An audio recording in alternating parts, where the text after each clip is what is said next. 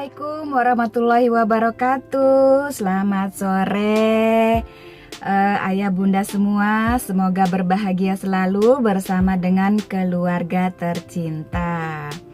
Oke, bagaimana sih konsep bahagia itu? Bagaimana sih caranya mendapatkan kebahagiaan? Nah, bahagia itu tercipta dari diri kita sendiri. Di masa pandemi ini, banyak sekali orang tua yang stres menghadapi pekerjaan, menghadapi anak daring. Luar biasa kegiatannya akan bertambah. Nah, tapi jika ayah bunda bisa selalu berpikir positif, insya Allah stres itu akan hilang. Apa sih sisi positifnya masa pandemi ini? Nah, salah satunya adalah banyaknya quality time kita bersama dengan keluarga tercinta. Ayah bunda bisa mendampingi anak-anaknya selama di rumah, selama ayah bunda bekerja di rumah.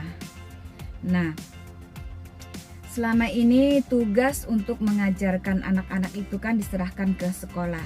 Tapi sekarang tugas itu sudah diambil oleh ayah bunda di rumah. Buat ayah bunda nih yang anaknya usia TK atau usia PAUD, apa saja sih yang diajarkan oleh guru PAUD di sekolah kepada anak-anak ayah bunda?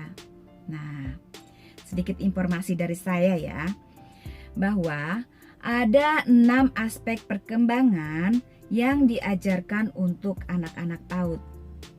Yang pertama yaitu nilai moral dan agama. Apa saja sih yang termasuk dalam nilai moral agama? Ya, seperti anak mengenal agamanya, mengenal cara beribadahnya, mengenal tempat-tempat ibadahnya, kemudian bagaimana dia menghargai agama orang lain, kemudian bagaimana dia mengenal hari-hari besarnya.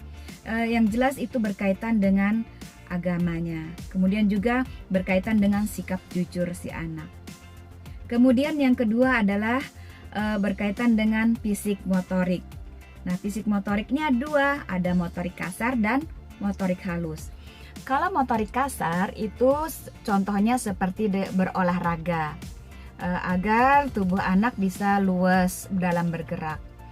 Sedangkan motorik halusnya itu berkaitan dengan cara anak mengeksplorasi dan mengekspresikan dirinya.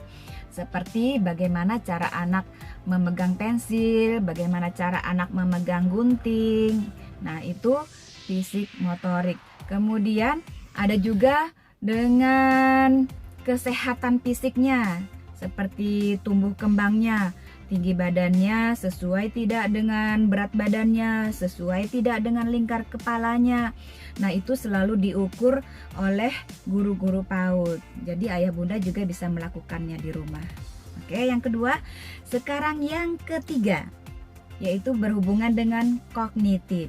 Nah, kalau kognitif ini berhubungan dengan bagaimana cara anak menyelesaikan masalahnya sehari-hari.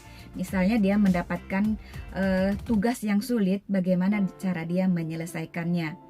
Kemudian lagi bagaimana cara anak membedakan yang kasar, benda yang kasar dan benda yang halus. Bagaimana anak mengurutkan benda-benda mulai dari yang kecil, sedang, kemudian sampai ke besar. Kemudian bagaimana cara anak membedakan dua buah benda yang mirip tetapi ada perbedaannya, bagaimana anak mencari perbedaan tersebut. Nah, ada lagi dari segi kognitif ini, bagaimana cara anak mengenal angka-angka untuk persiapan berhitung. Itu yang ketiga ya. Sekarang yang keempat, itu berkaitan dengan sosial dan emosionalnya. Oke, sosial emosional ini bagaimana cara anak memahami kesadaran dirinya, apa yang dia butuhkan, bagaimana perasaannya, dia tahu. Anak tahu bagaimana perasaannya, apakah dia sedih, apakah dia sedang marah, atau dia sedang bahagia. Nah, itu bisa dilihat. Kemudian bagaimana anak bertanggung jawab terhadap dirinya, anak bertanggung jawab terhadap temannya, kemudian bagaimana dia memahami perasaan temannya. Itu termasuk dalam sosial emosional. Yang kelima itu berkaitan dengan aspek bahasanya. Nah, bahasa ini ada dua, ada bahasa reseptif dan bahasa ekspresif. Kalau bahasa reseptif itu bagaimana anak memahami bahasa yang disampaikan oleh gurunya atau oleh orang tuanya, atau memahami bahasa temannya. Nah, kemudian bagaimana anak mengerti bahwa ada perintah untuk mengambil sesuatu, seperti itu ya. Nah, kalau bahasa ekspresif itu sendiri, bagaimana anak mengungkapkan atau mengucapkannya secara lisan. Misalnya anak bisa menjawab pertanyaan ketika ditanya oleh ayah bunda atau ketika ditanya oleh gurunya. Atau bagaimana cara anak menceritakan kembali apa yang sudah diceritakan oleh gurunya. Atau misalnya ayah bunda bercerita nih, mau tidur ayah bunda bercerita, menceritakan sebuah dongeng. Apakah si anak bisa mengulang kembali cerita tersebut walaupun hanya dengan bahasanya, bahasa si anak.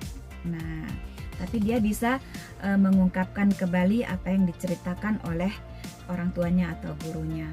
Nah, kemudian ada lagi yang namanya keaksaraan. Kalau keaksaraan ini, bagaimana si anak mengenal huruf-huruf vokal dan konsonan untuk persiapan dia nanti membaca. Seperti itu. Yang keenam, yaitu aspek seni. Kalau aspek seni ini berkaitan dengan eksplorasi dan mengekspresikan diri. Sama seperti motorik halus. Tapi ini berkaitan dengan musik, kemudian menyanyi, kemudian bagaimana anak bisa melukis, seperti itu ya ayah bunda. Oke ayah bunda, sudah saya jelaskan 6 aspek perkembangan yang sangat dibutuhkan oleh anak usia dini yang selalu diajarkan di TK dan PAUD. Semoga ini bermanfaat buat ayah bunda di rumah. Walaupun sebenarnya tugas ini masih didampingi oleh guru, tapi ayah bunda tetap harus tahu 6 aspek perkembangan ini. Baik, semoga bermanfaat. Ikuti terus konten saya. Jangan lupa like dan subscribe-nya agar ayah bunda mendapatkan informasi terbaru tentang perkembangan anak usia dini. Terima kasih sudah menonton. Wassalamualaikum warahmatullahi wabarakatuh.